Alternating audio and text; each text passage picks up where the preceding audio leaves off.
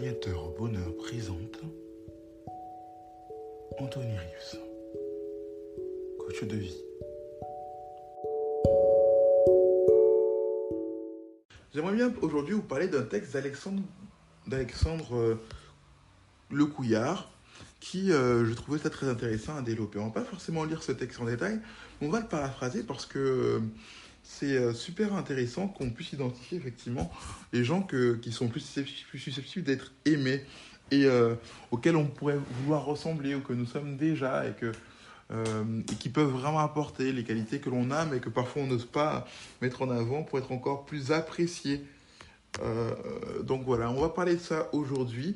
Anthony Rives, coach dans Accompagnateur au bonheur, aimerait examiner cela avec vous.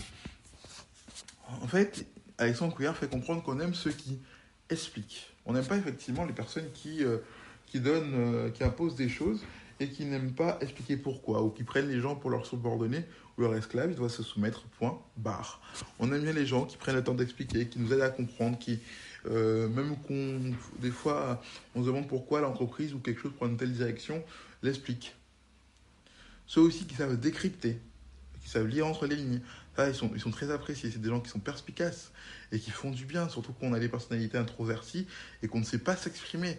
Les gens aiment aussi ceux qui s'interrogent et ceux qui creusent, ceux qui vont en profondeur, en fait, ceux qui se posent des questions, ceux qui ne s'arrêtent pas uniquement sur ce qu'ils voient, ceux qui racontent des histoires, ceux qui ont de l'expérience, en fait, ceux qui ont des faits, ceux qui peuvent enrichir la vie des autres par leur histoire fascinante.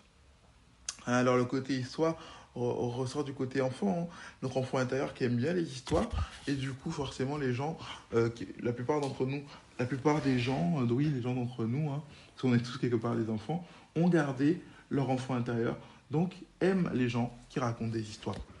Alors, on aime bien ceux qui doutent. Pourquoi ? Parce qu'ils sont humains. Ils ne le cachent pas et montrent que, comme nous, ils doutent eux aussi. Observent et cherchent le sens des choses. Voilà, les observateurs, ça revient à ceux qui décryptent, hein, la même idée.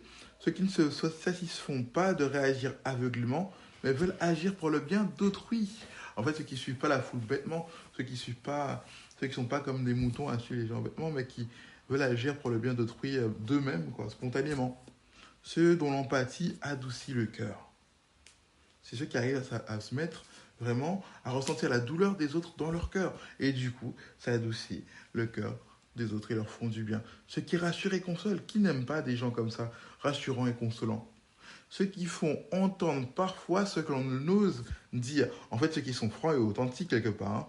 Vous l'avez compris, ceux qui se contentent de vivre sans avoir à briller. Ceux qui se complaisent de leur situation, sans chercher à écraser les autres pour briller aussi. Ceux qui vous tapent dans le dos en riant. Ceux qui parlent de vie sans avoir... Ceux qui parlent ceux qui parlent fort mais pensent avoir avec douceur, et ceux qui pensent puissamment et parlent tendrement, ceux qui savent qu'il n'y a rien à savoir sauf ceux qui nous affranchissent de nos conditionnements, ceux qui sont ancrés dans leurs principes mais n'imposent rien. Ça, c'est magnifique. Ceux qui sont ancrés dans leurs principes mais n'imposent rien. Ils sont exigeants avec eux-mêmes mais pas avec les autres. C'est des gens que l'on considère comme admirables. On aime aussi ceux qui n'utilisent pas la dureté comme moyen d'expression, que ce soit dans le couple ou ailleurs. Hein. Ceux qui savent que la vie est trop courte pour affecter le droit au bonheur de leurs proches et qui aiment distribuer de la joie. Ceux qui savent écouter et se taire. Ça, ceux qui ont cette polyvalence-là ont de meilleures relations forcément avec les autres. Ceux qui ne s'expriment pas pour défendre leurs seuls intérêts, mais le font pour le bien de tous. Voilà, il n'y a rien à rajouter. Vous l'avez compris. Hein.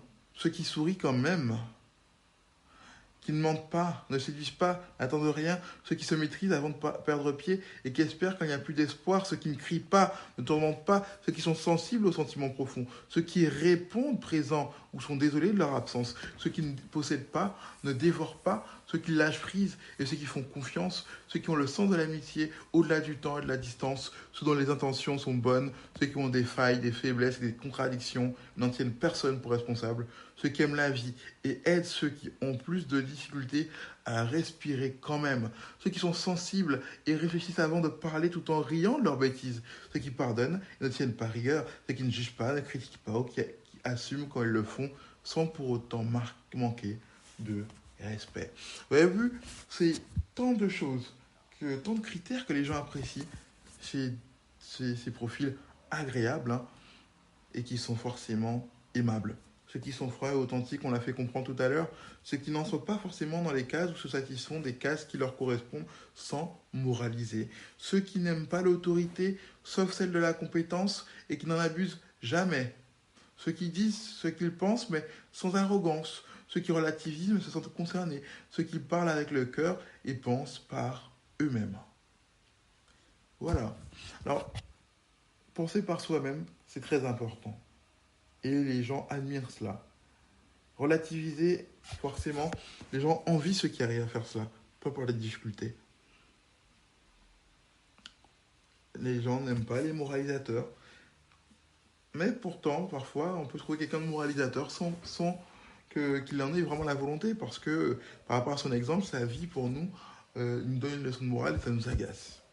Alors, vous avez vu un peu ce que vous pouvez développer, ce que vous pouvez cultiver ou inculquer à ceux qui vous suivent, ou développer encore plus chez vous, si vous les avez déjà. Ce texte d'Alexandre Couillard est magnifique, le Couillard est magnifique, je vous invite à le lire, ceux qui aiment. En tout cas, le podcast s'arrête là pour aujourd'hui. J'espère que ça vous a plu. En tout cas, je vous dis à très bientôt pour un nouveau podcast.